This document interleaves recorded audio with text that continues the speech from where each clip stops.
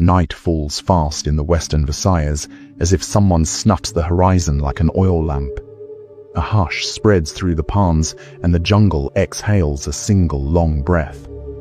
Dogs whine, roosters forget their courage, and even the crickets pause listening. In that sudden quiet, every villager remembers the reason windows are nailed shut at dusk and garlic strings dangle beside crucifixes. There is a thing out here that adores secrecy.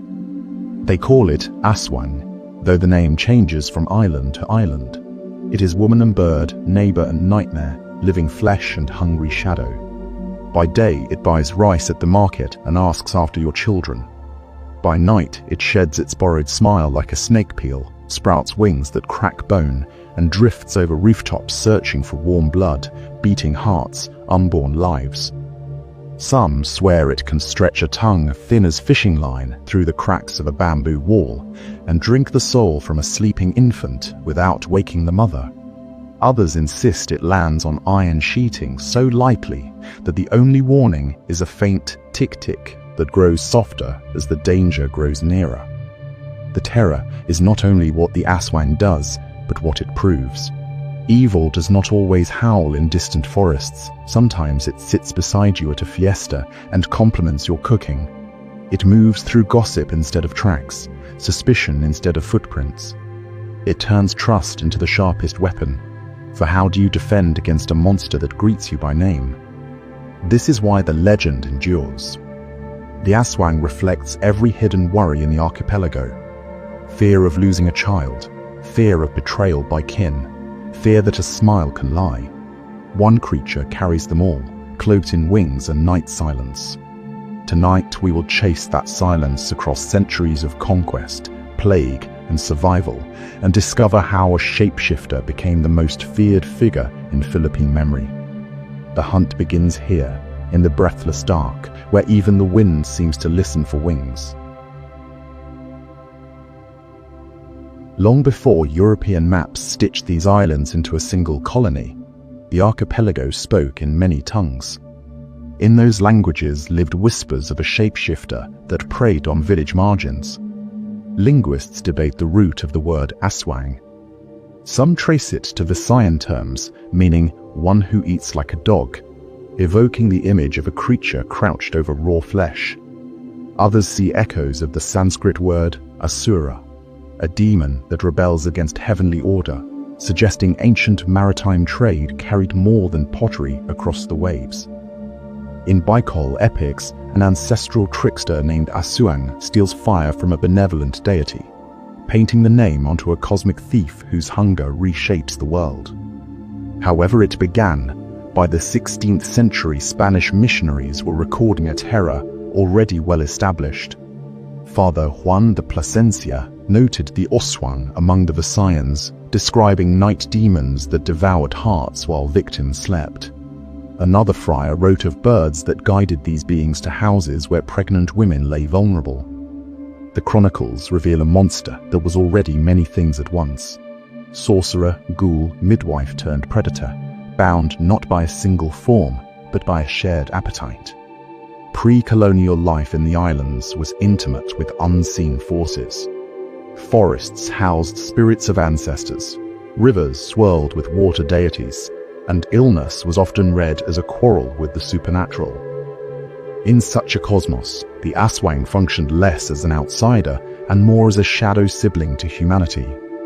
It explained why a healthy child might weaken overnight, or why a corpse could look mysteriously drained when mourners lifted the burial mat. The Babaylan, priestesses and healers, mediated between worlds, offering chants and salves to keep the nocturnal eater at bay. The arrival of the cross did not erase the Aswang, it rebranded it. Spanish friars folded local demons into the moral ledger of Christian theology. The Aswang became proof of the devil's roaming influence, a cautionary emblem summoned in sermons that warned converts to renounce pagan rites. Yet the legend proved resilient. Garlic strands that once hung beside Anito carvings now shared space with wooden crucifixes. Coconut oil mixed with holy water served the same warding role elder shamans had long performed with forest herbs. Through every translation, animist, Catholic, cinematic, one element remained constant. The creature blurred categories. It was spirit and flesh, neighbor and beast, curse and comfort. Each time the culture shifted, the Aswang adjusted its mask, ensuring that every generation inherited a monster tailored to its own fears. That is why the word persists. It is both fossil and seed. It carries echoes of dog teeth, snapping bone, of Sanskrit gods locked in cosmic rebellion, of colonial sermons dripping with sulfur and redemption. Say the name aloud anywhere in the Philippines, and someone will have a story, a caution, a memory. The etymology is still unfolding, written each night anew in the hush between a mother's prayer and a distant tick that might be only a bird or the first syllable of something hungry. Across more than 7,000 islands, the Aswang has never worn a single mask. It fragments into regional types, each molded by local terrain and fear. Listing them is like reading a catalogue of shadows.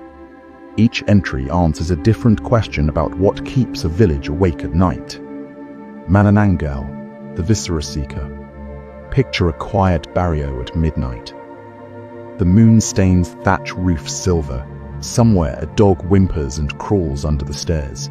In a hut, a pregnant woman stirs, then sleeps again. Above her, a silhouette hovers, half human and half night creature. The upper torso of the Manananggal has torn itself free from the waist and now drips black ichor onto the thatch. Bat wings rustle, and a tubular tongue snakes through a bamboo slat toward the unborn child. In the grove nearby, her discarded lower half stands upright like an abandoned scarecrow. Villagers spread salt and ash across those severed hips, because if dawn rises before she reattaches the two halves, the creature will burn where it stands. The story is a manifesto of maternal dread. It explains miscarriages, breech births, and the terror that something unseen might steal a child before its first dawn. Tick tick and wak wak, the night raptors. On Panay, a different melody advertises danger. Tick, tick, tick. The louder the chirp, the farther away the hunter. The softer the note, the nearer the talons. Some say the sound comes from a bird that guides the Aswang to vulnerable prey. Others insist the monster itself produces the noise to confuse victims. Either way, villagers nail stingray tails above door frames, believing the serrated spines will slash a predator's belly. Fathers keep watch with bolos while children count the seconds between each tick, hoping the next interval grows longer. When it finally stops, silence presses against the walls like a held breath. Only when roosters crow do families unclench their prayers. Sigbin, the backward walker, travels south to Bohol and witness a creature that moves like a broken shadow. The Sigbin is said to emerge during the hottest weeks of Lent, when soil cracks and crops beg for rain. It walks backward, head lowered between hind legs, long ears flapping against a gaunt body. Some stories give it goat features, others grant it fangs the length of sewing needles. What all tales share is the Sigbin's hunger for children. Elders claim it drains them not of blood, but of luck. A house visited by a Sigbin might find every venture failing for a year. Superstition or not, families still chalk white crosses on doorsteps at the start of Holy Week to keep the backward walker from crossing the threshold. The grave-robbing ghoul. In coastal towns where typhoons churn cemeteries into muddy chaos, the Aswang takes on a corpse thief's form. It lurks outside Nipah, wakes while relatives play card games meant to keep mourners alert. If the watchers grow drowsy, the ghoul steals the body, replaces it with a banana trunk shaped in human outline, and disappears before anyone notices the switch. Come morning, the coffin feels heavier with water-soaked wood, and the grief multiplies because something worse than death has happened. To prevent this insult, families strike bamboo poles against the floor all night, believing the rhythmic thud keeps the ghoul at bay. The witch at the edge of town. Finally, there is the human-looking Aswang, often a solitary older woman who sells herbal cures yet never joins fiestas. Children say her eyes reflect images upside down. Adults gossip that she cooks meals with no smoke rising from her stove. When livestock fall ill, it is her gate that receives secret offerings in hopes she will lift the curse. Whether she is healer or hazard depends on who is telling the story. In any case, she embodies suspicion of the outsider who is also neighbor, the paradox that defines the entire legend. Taken together, these faces reveal a cultural portrait. Each variant is a narrative tool shaped by ecology, medicine, and moral code. In coconut country, where night-flying fruit bats wheel through the sky, the Manananggal grows wings. In drought regions where heat distorts the horizon, the Sigbin stalks backward through shimmering air. Where mortality in childbirth runs high, a viscera thief punishes careless midwives. The Aswang is a map of anxieties painted onto the geography of the islands, a folk survey more accurate than any colonial census. When Spanish ships anchored in Cebu in 1565, they carried muskets, crucifixes, and doctrines ready to classify every native practice as devotion or heresy. Facing this binary, the multifaceted Aswang slid quickly into the category of devil servant. Friars who heard villagers speak of Babaylan healers and shape-shifting predators wrote reports to Manila authorities. They described sorceresses with wings, beasts that drank the blood of Christian infants, and omens that lured men from the faith. These accounts were not mere observation. They framed colonial policy. If the Aswang was proof of Satan's grip on the islands, then baptism became an act of spiritual warfare, and resisting taxation could be painted as complicity with darkness. The transformation was mutual. In sermons, the Aswang lost its earlier nuance as spirit of hunger or illness and gained the singular identity of demon. Friars ordered villagers to burn Anito statues, yet allowed them to keep garlic charms as long as these were blessed with holy water. Coconut oil, once mixed with forest leaves, became Santo oil when stirred under a carved image of Mary. Protective chants shifted language from ancient syllables to Latin phrases, though the rhythm and intent remained intact. The legend adapted by layering new symbols over old fears, the way a mangrove root wraps itself around a colonial cannon abandoned on the shore. Meanwhile, colonial authorities discovered a practical use for folklore. In mountain zones where rebels gathered, rumors of Aswang lairs discouraged civilians from offering refuge. Spanish soldiers sometimes left animal entrails near suspected insurgent camps, knowing the gore would be read as evidence of the monster's feast. Fear patrolled the forest more effectively than scattered infantry. The gender of the monster also sharpened under Catholic eyes. Babaylan priestesses commanded respect in pre-contact societies, guiding rituals and midwifery. To the missionary mindset, a woman wielding spiritual power outside clerical control posed a direct threat, so doctrines recast her as witch. A healer aiding childbirth at midnight could now be accused of inviting the Manananggal. A midwife who understood herb-based contraception risked charges of fetal sorcery. The result was not only theological, it altered community power structures, sidelining female authority in favor of male-dominated sacraments. Yet even as the church tried to fix the Aswang into a single moral category, local practice refused rigid boundaries.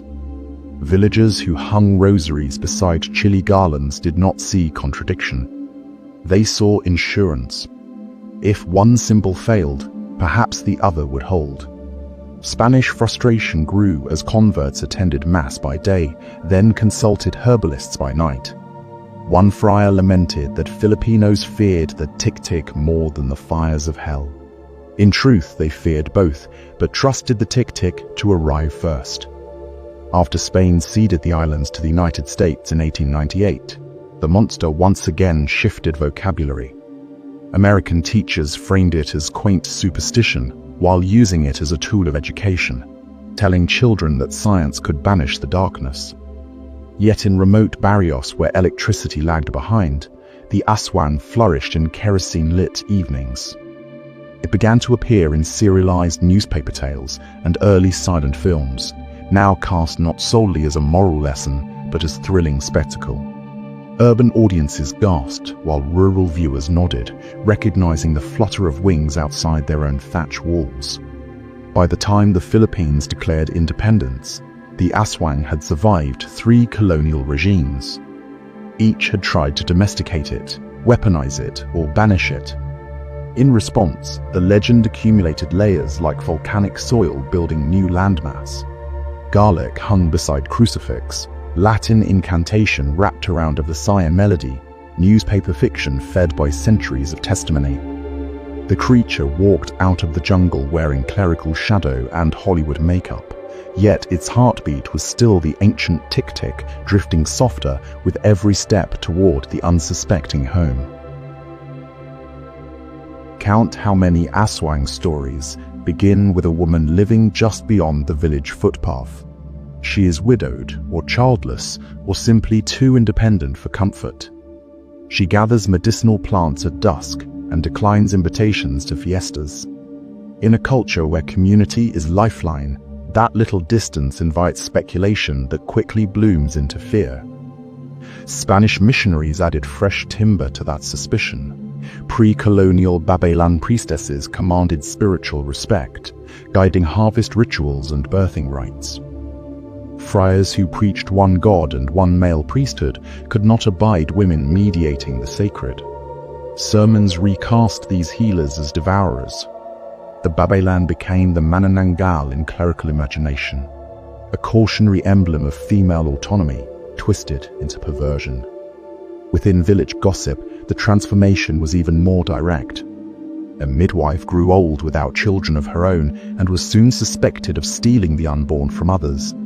A widow refused remarriage and was rumored to exchange the warmth of marital bed for the cold feast of grave soil. The monster filled a paradoxical role. It punished women for stepping outside prescribed roles, yet granted them a dark kind of power. People feared the old herbalist, but they also slipped offerings onto her porch when livestock fell ill, hoping she would intercede with whatever forces she served. Pregnancy sits at the molten core of the legend. The Manananggal targets fetuses. The tick-tick signals its approach with each beat of a hollow tongue in search of amniotic bounty. These images map cultural anxiety onto the female body, portraying womb and hunger as two sides of the same frontier. In a land where maternal mortality once loomed, every childbirth was a negotiation with unseen threats. The Aswang gave those threats a face, even if that face looked unsettlingly like the neighbors. Folklore scholars note that the Manananggal splits at the waist, leaving lower organs grounded while the upper torso hunts.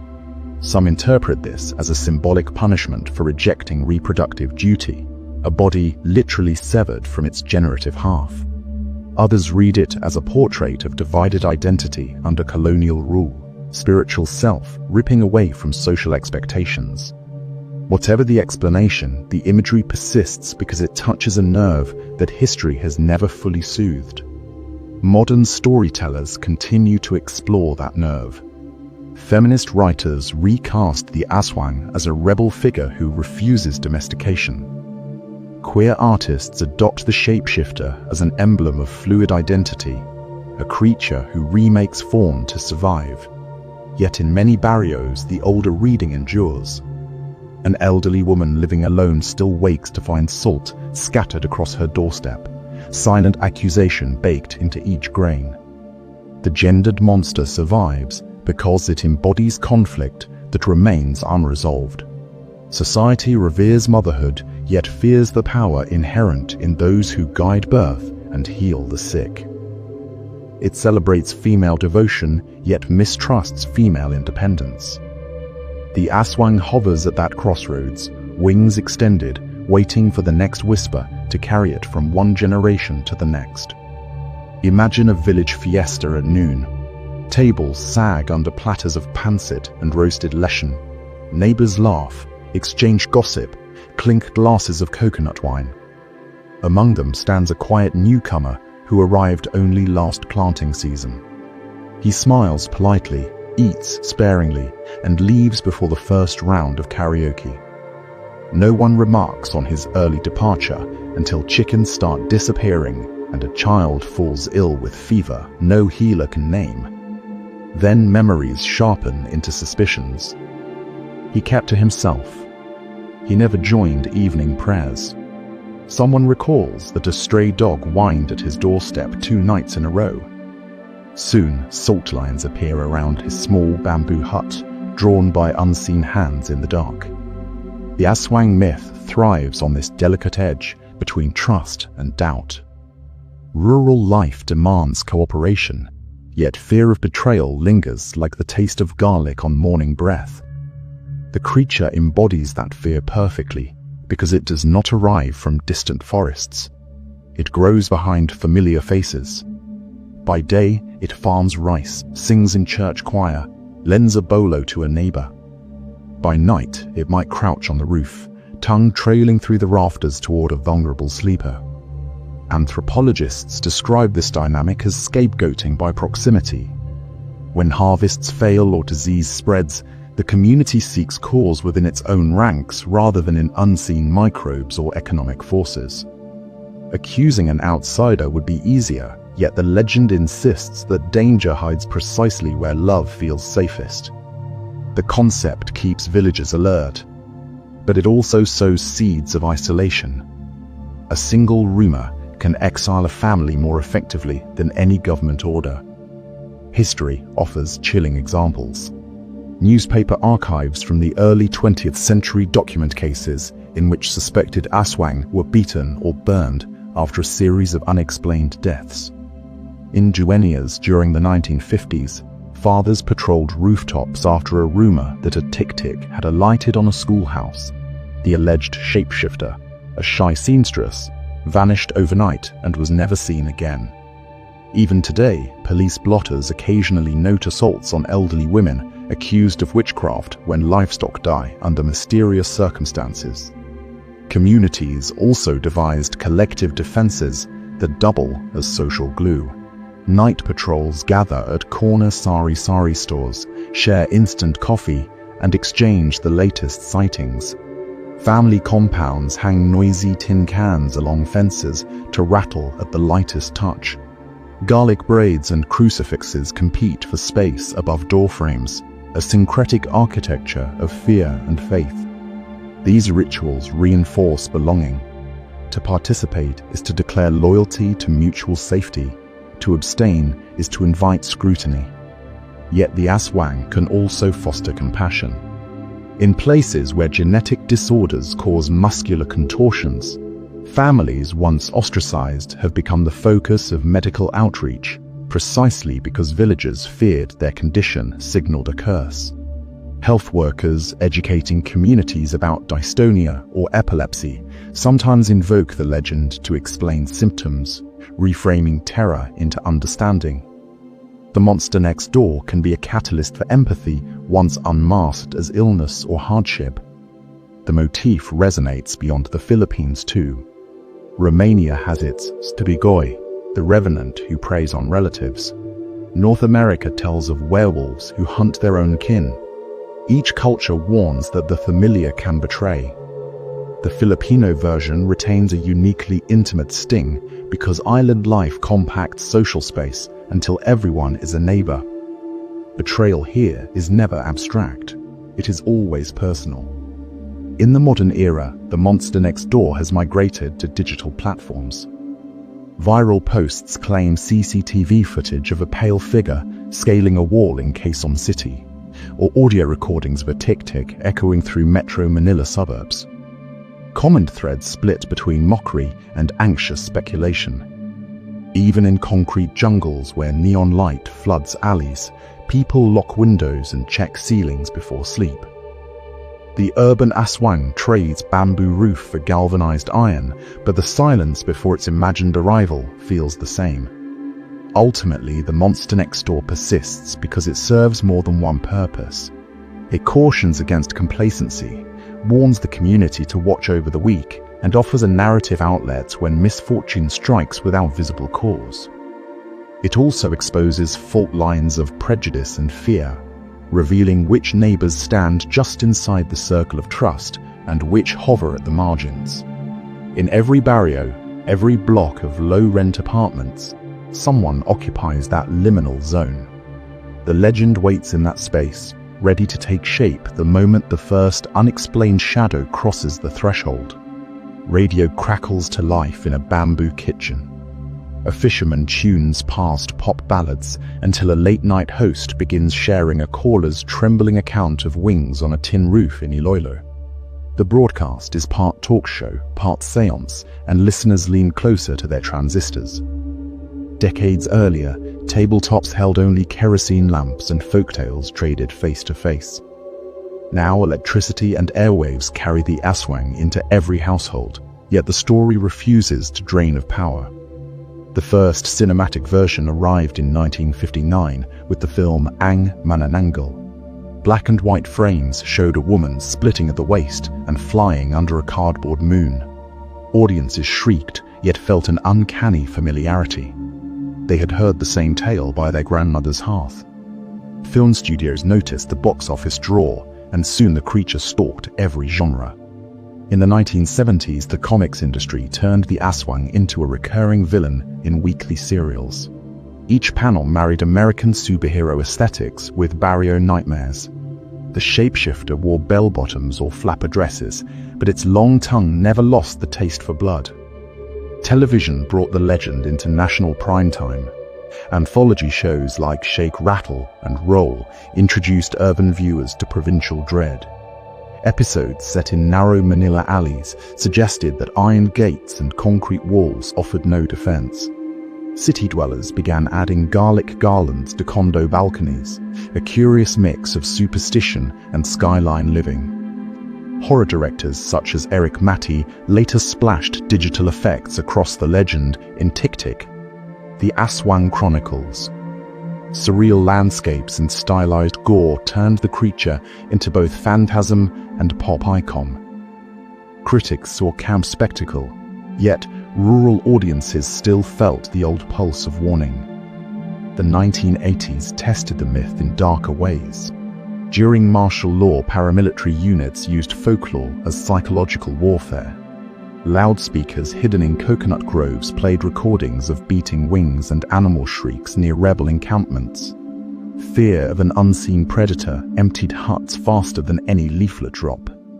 In another operation, soldiers drained a captured insurgent of blood and left the corpse on a trail. Rumors spread that an Aswang prowled the area. Guerrilla fighters avoided night patrols, and government forces claimed strategic ground without firing a shot. The shapeshifter served as silent collaborator to authoritarian control, proving that monsters can be drafted into politics as effectively as soldiers. Diaspora carried the story overseas. Overseas Filipino workers in Dubai share phone videos of shadows on hostel ceilings. Canadian night shift nurses trade anecdotes about a phantom bird cry in hospital parking lots. The creature travels inside luggage of memory, hungry for new settings. When a TikTok clip labeled "Real Manananggal Sighting" racks 2 million views, second-generation immigrants comment in equal parts disbelief and ancestral awe. In global cities, the Aswang becomes a cipher for homesickness, a reminder that homeland stories still breathe even when passports change. Contemporary creators have begun to reclaim the myth through new lenses. Queer performance artists stage drag shows where the Manananggal's split body symbolizes liberation from binary identity. Feminist poets write of the Aswang as a mother who refuses colonial chastity and chooses the sky instead. Graphic novels like Trece position Aswang clans as criminal syndicates within urban fantasy, mixing folklore with social commentary about corruption. Each reinvention threads modern issues through the old beast without severing the core question. What do we fear when we are no longer sure who stands beside us in the dark? Tourism boards have attempted commercial embraces as well. The city of Roxas once proposed an Aswang festival to boost local economy, complete with street parades and winged costumes. Opposition from clergy halted the plan, arguing that celebration risked honoring evil. Debate over the festival revealed an enduring tension. Is the Aswang a relic of superstition that hinders progress, or a cultural asset worth preserving? That argument itself keeps the legend relevant. Every refusal to celebrate is a reaffirmation that the monster still carries spiritual voltage. Digital spaces expand the terrain further. Message boards track reported sightings on interactive maps, turning folklore into crowdsourced detective work. Horror game developers design levels where players navigate bamboo villages while evading night flyers. Podcasts dissect colonial history through the lens of the Aswang, drawing global audiences curious about monsters beyond Western canon. Each new platform offers fresh soil, and the story sprouts with relentless adaptability. Common across these modern expressions is the creature's function as a mirror tilted towards societal stress. Rural depopulation, political violence, migrant displacement, and evolving gender norms each leave fingerprints on the myth's current skin. Yet the foundational attributes remain intact. The Aswang hides in plain sight, threatens the vulnerable, and tests communal bonds. No amount of neon light or fiber optic cable eradicates the fear that the person politely holding the elevator door could unfold wings when no one is watching. As technology accelerates, scholars predict the legend will only proliferate. Artificial intelligence voice filters might soon recite new Aswang testimonies with chilling realism. Augmented reality could project phantom, tick-tick calls into urban skyways during digital festivals. Through every iteration, the monster will negotiate fresh relevance, translating perennial anxieties into forms each era understands. The Aswang endures because it excels at camouflage, but also because it answers a need. In a world of shifting edges and uprooted lives, people still search for stories that warn, console, and bind them. The shapeshifter accomplishes all three. It frightens children into obedience, gives shape to grief, and offers neighbors a common language for vigilance. Modernity has not slain the beast. It has provided more mirrors for the creature to inhabit. Dawn approaches the village where our journey began. First light brushes the edges of rice terraces. A rooster pierces the hush that once signaled danger. Inside the hut, the mother unties her garlic string and whispers gratitude into a still, cool morning. She cannot prove whether an Aswang pressed its shadow against the window last night. Proof was never the point. Vigilance was. Throughout centuries of upheaval, the Philippines has changed flags, currencies, and alphabets. Yet the Aswang has slipped unharmed through each transition. It has worn Babaylan beads, Catholic medals, and movie prosthetics without losing its capacity to unsettle. The creature survives because it does what history books often cannot. It keeps count of night fears that statistics overlook, registers the grief of miscarried children, and remembers the ache of communities fractured by suspicion. To unmask the Aswang is to peel back layers of colonial trauma, gendered anxiety, and social mistrust. What remains is a silhouette drawn by collective imagination, always shifting yet instantly recognizable. The monster reminds us that evil need not arrive from distant frontiers. It may enter through the front door wearing a welcome smile. It calls for communities to watch over the vulnerable, to interrogate rumors before they harden into violence, and to understand that stories carry power equal to any weapon. Some listeners might dismiss the legend as rustic superstition eclipsed by science. Yet even the most rational mind feels a silent shiver when alone on a moonlit road. That sensation is the Aswang's true domain, a borderland where certainty thins and empathy awakens. In acknowledging that twinge, we honor the part of ourselves that remains humbled by the unknown. As the sun climbs higher, the mother opens her shutters. Morning breeze scatters the last traces of kerosene smoke. Farmers return to fields, children chase each other down the dusty path, and life resumes its measured pace. But tonight, when the lamp is lit and the cicadas pause mid-song, garlic will once again hang by the window. The story will take its place beside the family hearth because it still has work to do. The Aswang is still out there, perhaps perched in a mango tree beyond the clearing, perhaps curled within a phone screen waiting for the next viral sighting, or perhaps buried deeper inside the caution we carry whenever trust feels fragile. It survives as long as communities need a language for danger and a ritual for hope.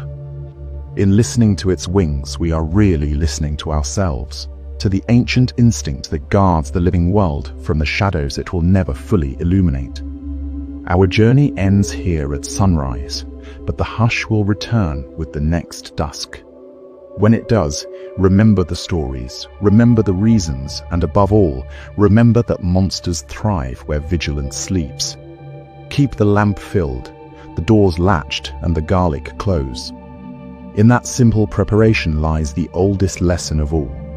Fear can devour, but it can also unite. And in the quiet harmony between dread and dawn, the Aswang reveals its final truth. The monster is part of the community it haunts,